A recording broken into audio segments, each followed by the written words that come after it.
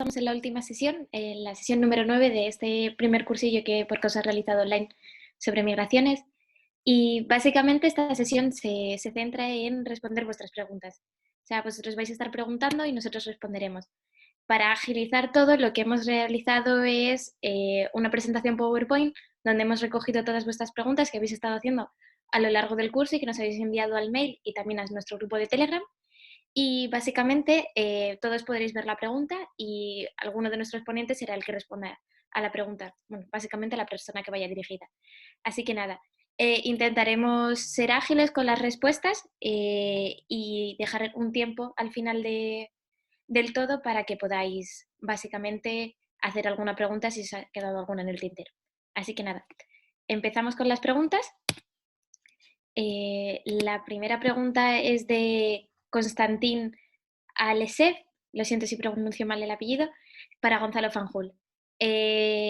Recordamos que era en la primera sesión y básicamente lo que Constantín nos viene a preguntar y le viene a preguntar a Gonzalo es ¿por qué cree que países como Polonia, Hungría, que en los últimos días han realizado un giro tan tajante contra la inmigración, han experimentado a la par un boom económico tan significativo?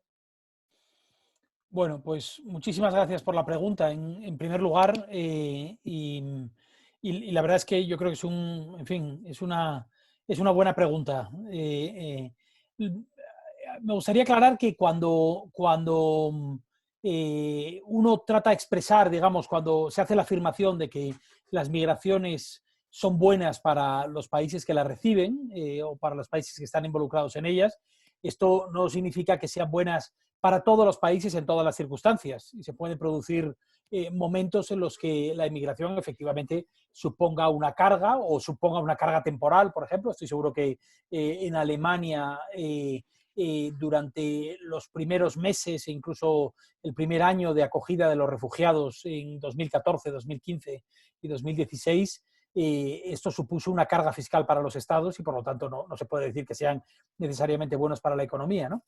Pero es interesante porque justo los dos ejemplos que mencionas en la pregunta son ejemplos de países que en realidad sí se han beneficiado mucho de la migración. No tanto de la inmigración que reciben, que es una inmigración que efectivamente en ambos casos, en el caso de Polonia sobre todo, ha ido cayendo en los últimos años. En el caso de Hungría, sin embargo, ha ido creciendo.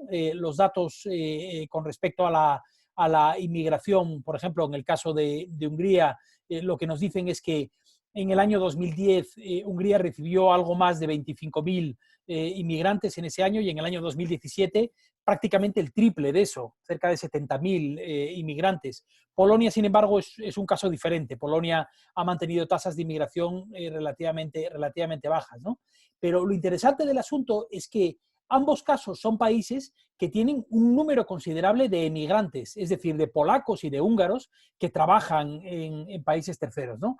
Hasta el punto de que la imagen del fontanero polaco se ha convertido casi en una caricatura del migrante en países como el Reino Unido, ¿no? Y ambos países se benefician mucho de esos flujos de migración que tienen, ¿no? El caso de Polonia, por daros un ejemplo, en el año 2019, que es el año para el que tenemos datos cerrados, Polonia recibió casi 2.000 millones de euros en remesas, es decir, en dinero que los emigrantes envían a sus familias o a sus comunidades en el propio país, ¿no?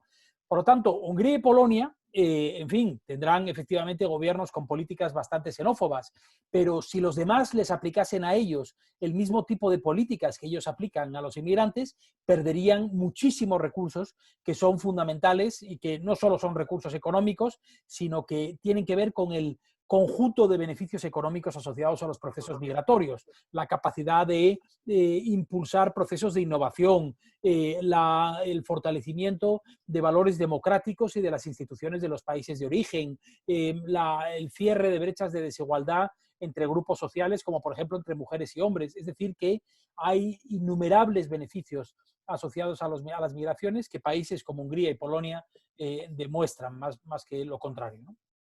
Esa es mi contestación y de nuevo gracias por la pregunta que me parece muy inteligente.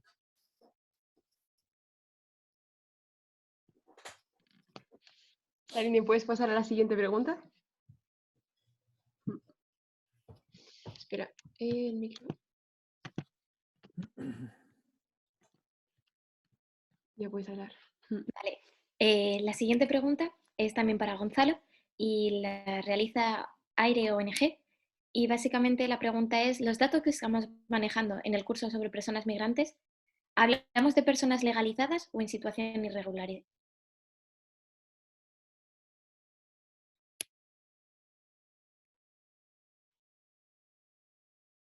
Cancelar, sí. Perdón, es que tenía el micrófono apagado. Bueno, las estadísticas, quiero decir, salvo que se especifique de manera muy clara, las estadísticas que se utilizan siempre con respecto a las migraciones son migrantes que se encuentran en situación regular.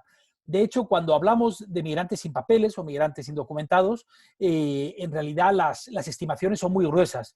Hay países como los Estados Unidos que tienen sistemas estadísticos en este sentido más sofisticados y que, estoy hablando de memoria, pero que en el caso de los Estados Unidos calculan una población migrante sin papeles cercana a los 11 millones de personas, pero en el caso de Europa las cifras son meras estimaciones. De hecho, los últimos datos cerrados que yo cito son casi de 2009, de una organización que se llama PICUM, en el caso de la Unión Europea, y ahora recientemente un centro de investigaciones que se llama el Pew Research Center, que hacen encuestas y hacen valoraciones, digamos, estimaciones en base a metodologías más aproximativas, por lo tanto no cuentan uno a uno el número de migrantes por estadísticas policiales, por ejemplo. Ellos han actualizado los números. Y, por ejemplo, en el caso de España, hacen una estimación de aproximadamente 600.000 personas, que son los números que se han utilizado en la campaña por la regularización más recientemente, ¿no?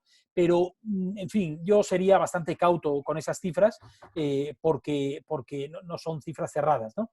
España, yo creo que es una pena que no plantee cifras más cerradas, porque la simple comparación de los números del padrón con los números, con las estadísticas oficiales de migrantes, nos permitirían estimar de manera razonable el número de inmigrantes en situación irregular, porque la mayor parte de los inmigrantes indocumentados sí están empadronados, ¿no? Gracias. Vale. Pues la siguiente pregunta va para Ana y para Pedro. Es de María Consentino y trata sobre los puertos italianos. Básicamente lo que María nos viene a preguntar es que en Italia el gobierno ha indicado que los puertos son inseguros para las personas que viven en países como Libia y, bueno, pregunta que es cómo es posible ahora documentar lo que pasa en las fronteras en este periodo de confinamiento debido al coronavirus. Y parece que el coronavirus se está usando como un medio para ocultar lo que pasa en aquellos puertos, y los periódicos italianos no escriben sobre la llegada de las costas de personas. Y bueno, pues hace una gran reflexión si queréis leerla, pero básicamente sería cómo es posible ahora documentar lo que pasa en las fronteras en este periodo de confinamiento.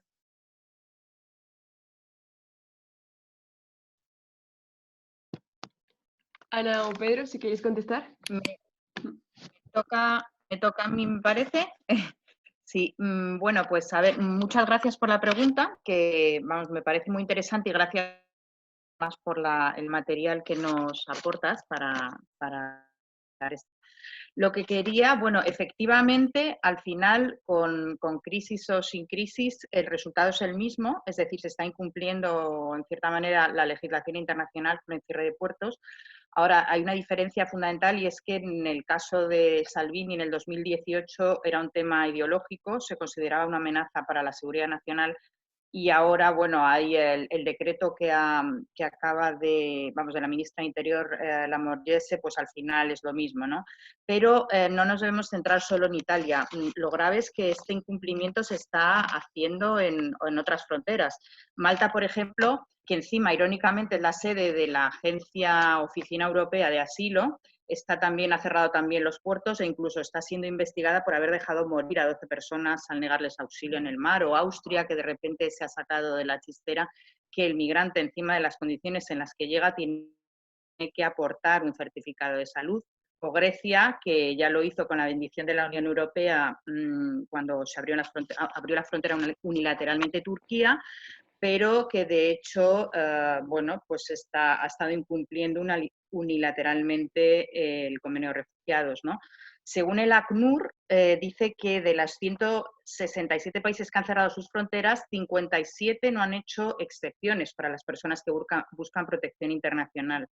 Entonces, bueno, es una cosa desgraciadamente bastante generalizada y encima, además, los retornos sí que se siguen produciendo siempre que se pueda. Por ejemplo, en el caso de España respecto a Marruecos no, porque ellos mismos han cerrado las fronteras, pero es decir, se impide la entrada para solicitar la protección internacional, pero en cambio los retornos sí que se están produciendo, ¿no? Entonces, efectivamente es muy pertinente tu comentario. Y en cuanto a la documentación, bueno, yo creo que debido a que recibimos información de los propios migrantes, de más o menos según los estados, pero pueden ser fuentes verídicas, y además tenemos a toda la sociedad civil y a las ONGs que informan, o sea que en el sentido, en cuanto a tener o no información, yo creo que es bastante clara. Y de hecho, por eso está la opinión pública tan concienciada de las injusticias que ocurren ahora mismo en las fronteras. Muchas gracias. Vale, la siguiente pregunta. Perdón. Esta es una pregunta de Konstantin Alexev y va sobre, bueno, habla de que en este curso hemos mencionado más a los partidos de derecha, liderados por Steve Bannon, conservadores, que están en contra de la inmigración. Pero Konstantin nos ofrece también datos de partidos de izquierda como Espera Die un Linke. momento. Sí.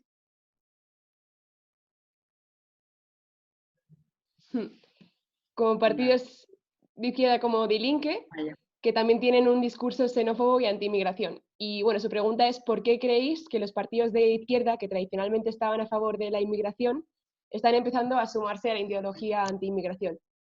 Y tiene otra sugerencia, dice, ¿no cree que simplemente la inmigración está dejando de ser un tema de derecha e izquierda y ahora está empezando a tratarse de que realmente la gente no se siente cómoda con acoger a inmigrantes?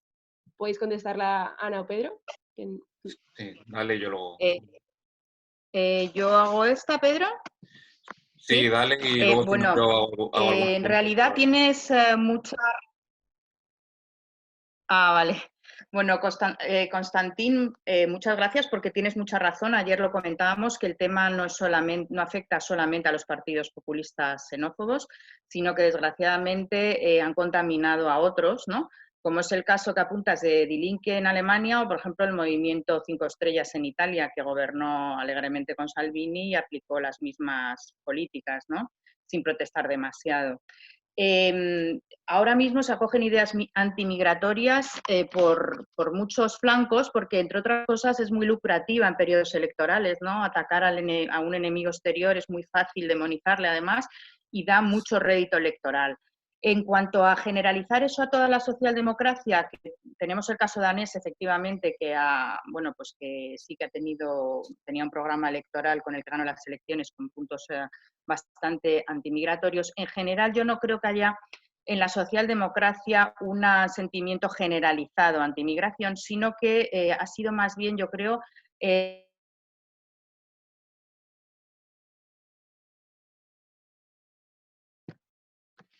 Creo que tenemos problemas técnicos. de los programas electorales o de las campañas, ¿no? Más bien yo lo veo una falta de valentía o incluso una miopía total a la hora de elegir sus puntos de fricción en las campañas, ¿no? En cuanto al tema de países del este, pues yo creo que eso es otro tema. Ellos lo que han hecho, no quiero generalizar, pero empezando por Bulgaria, que es el caso que ha sacado, en realidad lo que han hecho es cambiar completamente el marco del debate y se han inventado un problema que realmente no tienen. O sea, hay inmigración, pero en ningún momento tiene esa dimensión. El caso de Bulgaria específicamente, porque se desangra demográficamente, o sea, tiene un éxodo poblacional bestial, creo que cercano al 20% de la población ha emigrado. Se calcula, tengo aquí datos que luego si no pasaré por el chat, de 2019, en el que dice que Bulgaria en realidad tiene un 2,4% de población migrante ahora mismo viviendo en el territorio, siendo la mayoría además de origen eslavo, ruso, casi un 20%, y seguido de sirios y turcos, ¿no? Pero en cualquier caso, la población búlgara, si lo que tiene es un problema es de despoblación y no lo contrario, ¿no? En cuanto al resto, Hungría, pues según los datos que he visto todos del año pasado, un 5,24, casi todos además europeos, no hay ninguna invasión ni africana ni musulmana, como alega Orbán. República Checa un 4,8, todos ellos también de origen eslavo, casi todos, salvo un grupo de vietnamitas que provienen de unos acuerdos que se celebraron hace ya décadas. Y en Polonia, por ejemplo, como apuntaba Gonzalo al comienzo, tienen, según los últimos datos, no llega ni a un 2% de inmigrantes, la mayoría de ellos de origen ucranio, alemán y bielorruso. Es decir, por todos estos datos nos podemos dar cuenta de que esa percepción pública ha sido perfectamente manipulada y que es muy conveniente para llevar adelante una serie de políticas muy intolerantes que desgraciadamente son solo una cortina de humo, pero que afectan a personas con nombres y apellidos. Y yo no lo veo más allá de eso, no creo que sea un problema de inmigración, sino más bien de cómo han ellos manejado esa percepción. Muchas gracias. Pues muchas gracias, Ana. Sí es cierto que para moderar un poquito os pediría a los ponentes que fueseis un pelín más breves con las respuestas, puesto que todavía vamos por la número 6 y todavía hay algunas preguntas que son muy interesantes también de contestar. Entonces, aunque seguramente tengáis mucha información para contestarlas, si pudiésemos ser más breves, creo que sería genial. Así que vamos con la siguiente pregunta, que es en relación con la política migratoria. Esta va para Ana, si es cierto. En relación con la política migratoria europea y ante la perspectiva del Pacto sobre Asilo y Migración, ¿cuáles son los reales equilibrios de poder que podrían permitir una nueva narrativa y un cambio de prioridades tras el COVID-19? No sé si la contesta Pedro o la contesta Ana, pero brevedad, por fin. Dale, Ana. Bueno, pues nada, solamente decir dos cositas, que en realidad donde se van a discutir sobre todo ese cambio de prioridades es ahora mismo para el marco financiero plurianual y es por sentido común, porque vamos a llegar a una crisis brutal en la que el blindaje migratorio de las fronteras no tiene ningún sentido respecto a dónde reorganizar esos recursos para la crisis que se avecina. Vale, pues muchas gracias. Y la última, para el grupo, si le quiere responder Pedro, básicamente nos viene a hacer una pequeña reflexión sobre el cambio de prioridades que se debería de marcar en el nuevo marco financiero plurianual. Y lo que nos pregunta es si la legalización de demandantes de asilo para proteger sus derechos tiene alguna posibilidad de éxito más allá de las fronteras. El tema de Ana, yo aquí no manejo mucho. O sea que, no, bueno. Pues Ana, si la quieres contestar tú. Pero es el que acabo de contestar, el del Pacto de Migración y Asilo, ¿no, Salini? Lo digo No. por continuar. Ah, ¿no? ¿Cuál dices entonces? Pregunta sobre el nuevo Pacto de Migraciones y Asilo. ¿La legalización a sus demandantes de asilo para proteger sus derechos tiene alguna posibilidad de éxito fuera de sus fronteras? Bueno, sí, en el momento en que empecemos a tomarnos en serio el tema de introducir mecanismos de movilidad temporal a nivel general que sean respetuosos con los derechos de las personas y de los trabajadores y algo innovadores, que es lo que necesitamos, pues yo creo que el ejemplo de Portugal es exportable a cualquier país. Es una cuestión de voluntad y de organizar otra vez un poco los recursos. Vale, pues muchas gracias. Esta es la pregunta de Julia Monzón, va dirigida hacia Lucila, y la pregunta es, tal como se hablaba de la primera sesión de nuevas narrativas, podemos clasificar a la población en lovers, haters e indecisos. ¿Cómo afectan los memes y todas las sátiras que tanto nos gustan y hacen reír a los lovers al grupo de los indecisos? Vale, muchas gracias. Gracias a todos por todas las preguntas. Y Pedro, si en alguna de las mías que son de narrativa tienes algo que aportar, por fin no lo dudes, ¿vale? Métete. Sí. Vale. Voy a ser bastante breve. La clasificación por grupos es arbitraria, pero a todos los grupos les molesta que se rían de ellos. No hay nada que le moleste más a una persona que sentirse maltratada o ninguneada o no escuchada. Y creo que esa es un poco la base sobre la que estructuramos los principios de las nuevas narrativas, ¿no? Tú no puedes tener apartes de... Yo entiendo que las narrativas sociales siempre han sido narrativas muchas veces confrontativas, pero el grupo de los indecisos, que cada vez se ha hecho más grande, uno de los orígenes que tienen, y si podéis os recomiendo la película sobre el Brexit, que es fantástica, está en HBO, es una pena que esté así encerrado, pero lo explica muy bien. Una de las razones del crecimiento de los indecisos viene de cómo la superioridad moral solamente se ha concentrado en un grupo, que son los grupos extremos en realidad, porque la superioridad moral lo tienen tanto los lovers como los haters. Y los indecisos, que no saben muy bien qué pensar, se sienten maltratados. Entonces, bueno, lo que pasa es que igualmente yo creo que al final las narrativas sociales se tienen que adaptar a los tipos de audiencia, no vamos a limitar la libertad de expresión, cada uno, las formas de expresión también, la gente tiene que ser fuerte y valiente, ¿no? Y aprender a gestionar un poco todo. Sí, si puedo añadir sobre lo que comenta Lula, yo creo que los memes y demás vías de comunicación satírica en general son fundamentales en el panorama comunicativo en el que estamos. Me refiero a que es un grave error el que la franquicia, como lo llamamos aquí, o todos sabemos de qué estamos hablando, se haya apropiado de esa forma de comunicación. Básicamente porque es una forma de comunicación originaria del entorno digital y tiene un potencial enorme de comunicación. Como dice Lula, si permitimos que los memes ya estén asociados, digamos, casi automáticamente a mensajes reaccionarios, políticamente incorrectos, con todas las comillas, pues cometemos un grave error. O sea, yo creo que el meme tiene un gran potencial de movilización, porque lo que nos encontramos en el discurso promigratorio, por decirlo así, es que no, digamos que se basa demasiado en la razón y no tiene capacidad de apelación emocional, y el meme te proporciona eso, ¿no? Entonces yo creo que, y también en Nuevas Narrativas se habla mucho de eso, y creo que es un gran acierto, porque tiene muchísimo potencial comunicativo y movilizador también, ¿no? Y no es, insisto, de forma determinada de extrema derecha o de la franquicia.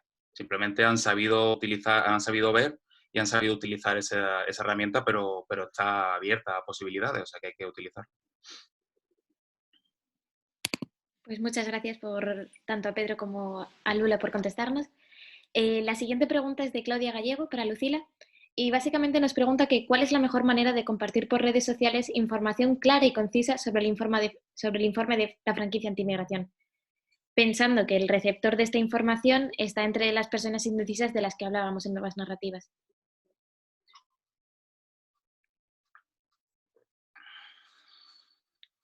Es que no me silencie. No me quieren dejar hablar aquí las administradoras.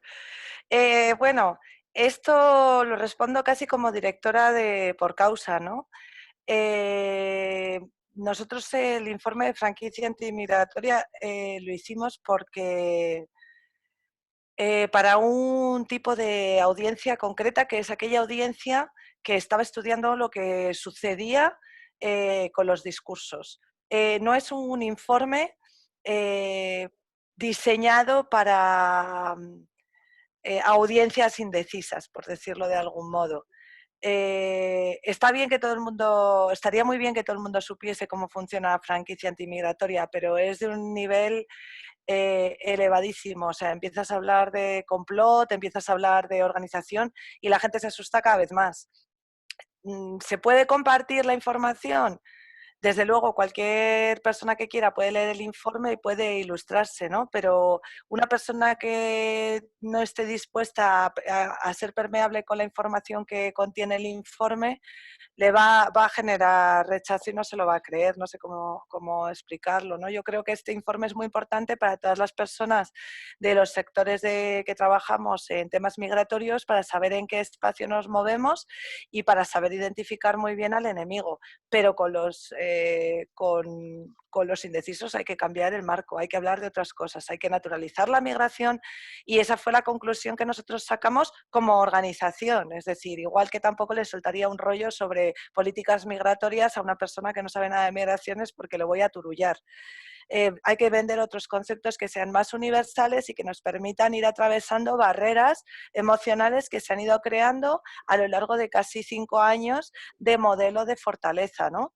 Y ese es un poco el trabajo que nosotros hacemos, un trabajo holístico que va dirigido a diferentes audiencias, pero vas adaptando obviamente los contenidos.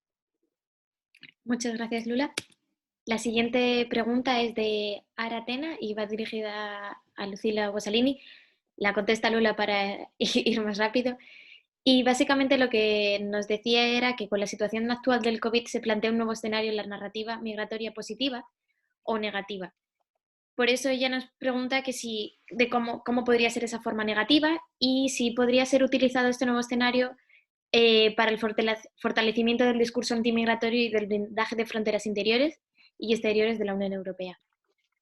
Vale, yo sobre el COVID voy a ser súper breve. Creo que analizar la situación narrativa actual es un error garrafal, porque estamos todos bajo shock. Todo el mundo está bajo shock. Igual que no sé quién me decía el otro día, quiero hacer unas encuestas de opinión. ¿Encuestas de opinión a qué hora? Porque la misma persona a 2 horas diferentes te puede decir cosas completamente diferentes porque piensa 2 cosas diferentes, en realidad no sabe ni qué pensar, ¿no?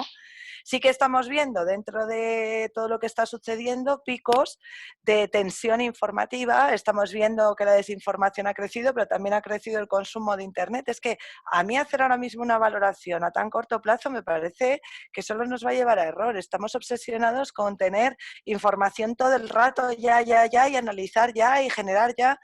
Necesitamos descansar, enterarnos de dónde nos estamos situando y luego construir. Ahora, dicho esto, sí que en Por Causa tenemos una certeza que la reflejan todos los productos que hemos hecho, ¿no?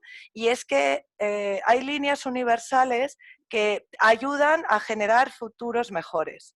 Y del futuro siempre se habla como en negativo y creemos que si utilizamos ciertas herramientas universales podemos generar aspiracionalmente futuros mejores. Eso es un poco lo que sin duda se refería a Sally el otro día cuando presentaba el escenario, ¿no? Un escenario de si no estamos juntos esto no lo podemos parar, que es un escenario nuevo en el cual ya no existe ellos y nosotros y es una realidad.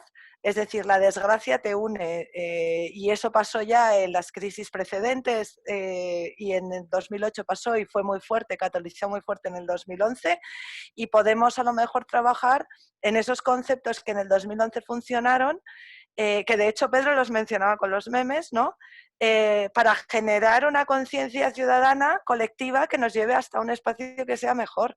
Por ejemplo, ahora mismo muy poca gente habla de todas las iniciativas ciudadanas brutales que están surgiendo en los barrios para ayudar a los más desfavorecidos, que además son para todos, no distinguen de gente si es migrante o no es migrante y recuerdan muchísimo, muchísimo a iniciativas del 2011. Bueno, yo creo que, no sé si estoy respondiendo específicamente a la pregunta, pero insisto, del COVID ahora hablar poco y si queremos lanzar mensajes que sean muy universales, vuelta al amor, a la confianza, al barrio, a la solidaridad. Esa es mi opinión.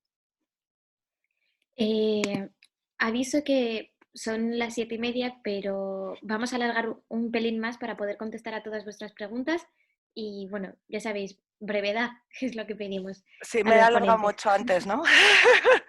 Lo siento. No te Voy a ser preocupes. muy breve. Aire ONG le pregunta a Lucila que si podía dar alguna pincelada sobre el papel que tienen los bots en la narrativa del odio y si de alguna manera se pueden combatir. Vale, esta es de Pedro y mía. Yo voy a hablar breve. O sea, los bots, lo ha dicho Pedro antes súper bien.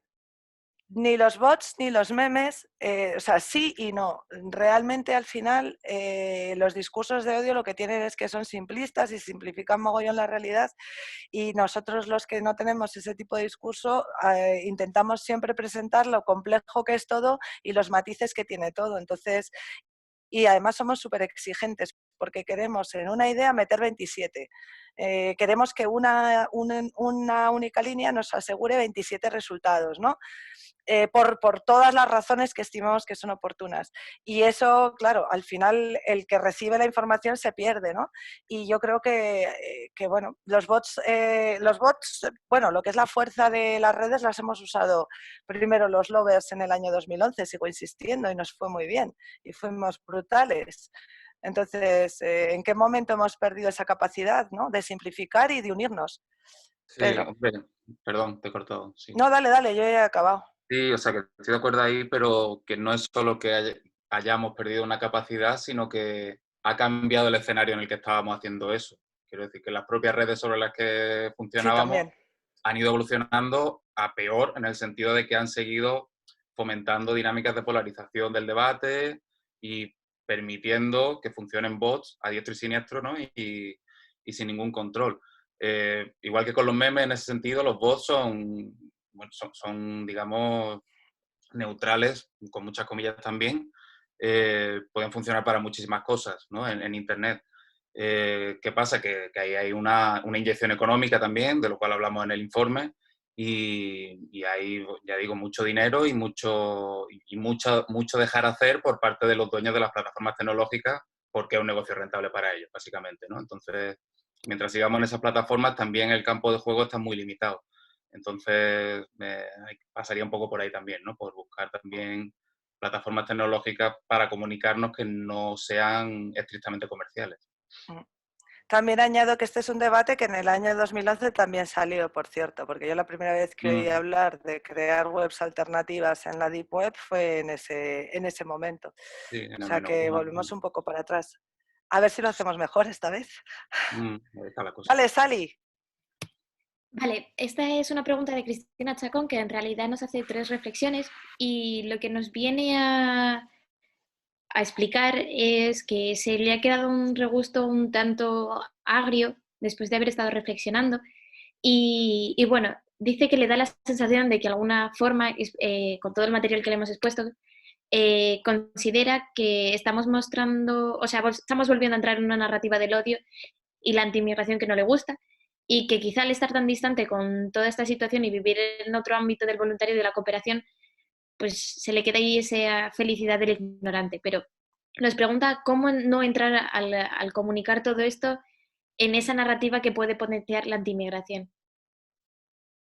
Es que el problema que tenemos con la narrativa antimigratoria es que es tan dura que normalmente lo que solemos hacer es responder. Y eso es el peor de los errores.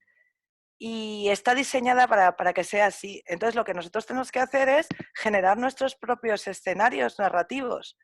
Y los escenarios narrativos, sigo insistiendo, tú del COVID puedes hablar de muchas cosas, pero si tú hablas de la solidaridad que se está generando en un montonazo de espacios, por ejemplo, en el caso concreto de Madrid, yo conozco 4 organizaciones brutales que están, o sea, que han multiplicado por 600 la capacidad de atención. Eso es una historia que te llena de esperanza.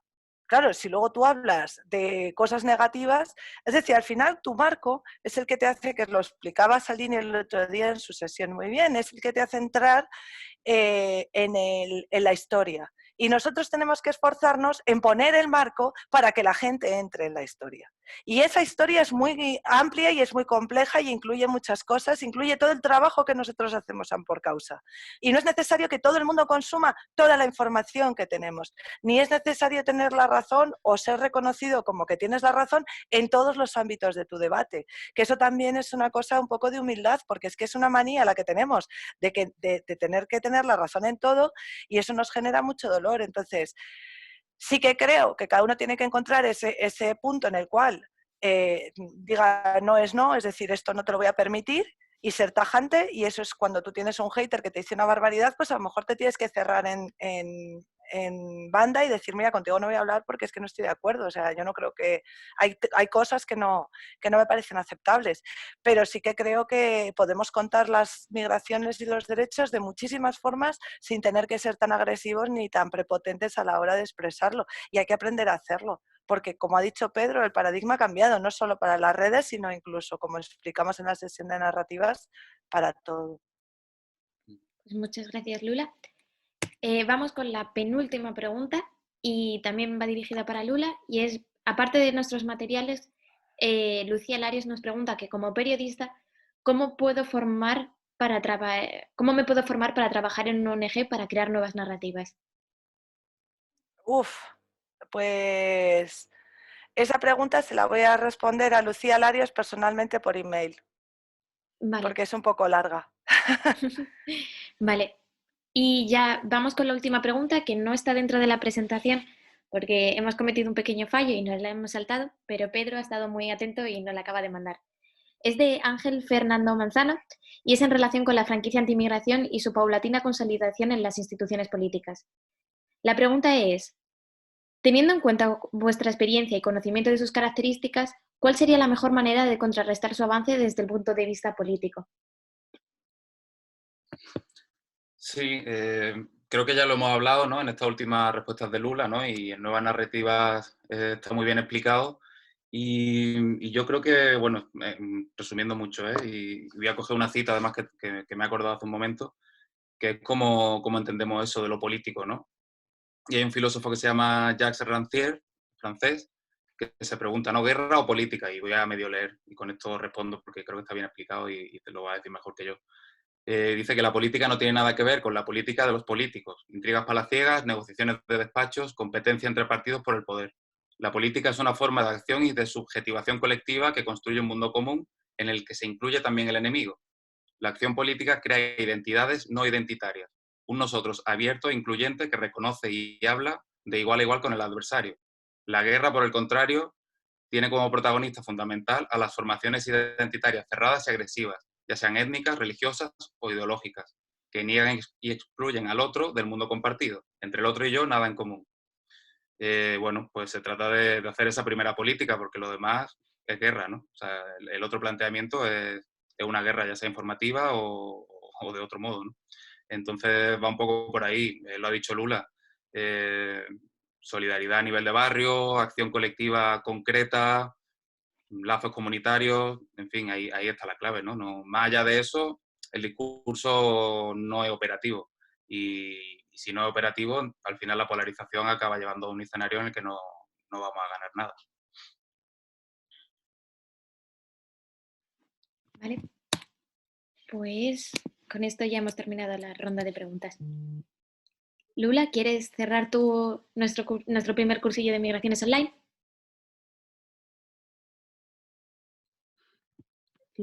Lula, estás con el micrófono silenciado, si alguien le puede... A ver, Ahí. es que me autosilencio yo y luego Ahora. la pobre Cris intenta ponerme. Bueno, yo no Ahora. puedo cerrar este curso lo tenéis que cerrar Cristina y tú, que habéis hecho un trabajo brutal y que sin vosotras esto no habría sido posible, sois fantásticas. Yo, enorme aplauso para Salini y Cristina.